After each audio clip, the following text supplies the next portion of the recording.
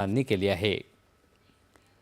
महाशिवरात्रीनिमित्त पुणे जिल्ह्यातल्या श्री क्षेत्र भीमाशंकर येथे मध्यरात्री 12 वाजता जिल्हाधिकारी जितेंद्र डुडी यांच्या हस्ते शासकीय महापूजा करण्यात आली। मंदिर परिसरात सुरू असलेल्या दुरुस्ती आणि सुशोभीकरणाच्या कामामुळे यावर्षी भाविकांना दर्शन घेता येणार नाही। गर्दीमुळे कोणतीही आपत्कालीन परिस्थिती उद्भवू नये यासाठी प्रशासनाने भीमाशंकरला दर्शनासाठी न येण्याचं आवाहन केलं आहे। तर नाशिक जिल्ह्यात त्र्यंबकेश्वर ज्योतिर्लिंग परिसरातही आकर्षक सजावट करण्यात आली असून संपूर्ण परिसर भक्तिमय झाला आहे। मंदिर प्रशासनाने भाविकांसाठी विशेष व्यवस्था केली असून आज सलग 41 तास मंदिर खुलं ठेवण्यात येणार आहेत। कृष्णेश्वर मंदिराचा परिसरही हर हर महादेवच्या जयघोषानं दुमदुमला आहे। यंदा सुमारे 2 लाखाहून अधिक भाविक दर्शनासाठी येतील असा अंदाज आहे।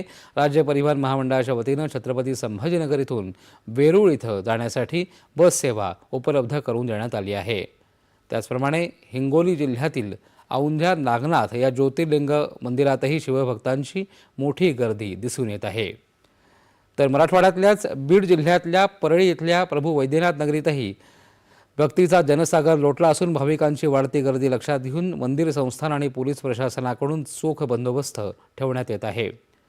ठाण्यातील सुमारे 1100 वर्ष पुरातन अशा श्री कोपिनेश्वर मंदिर परिसरामध्ये उपमुख्यमंत्री एकनाथ शिंदे यांनी दर्शन घेतलं आहे। ठाणे जिल्ह्यातल्या अंबरनाथ इथं प्राचीन शिवमंदिर, तर चंद्रपूरमधलं गोंडकालीन अंचलेश्वर मंदिर, गोंदियातलं पंचमुखी पिंडी असलेलं नागरधाम मंदिर, बीडमधलं कंकालेश्वर मंदिर यासह ठिकठिकाणच्या शिवमंदिरामध्ये भाविक दर्शन घेत आहेत।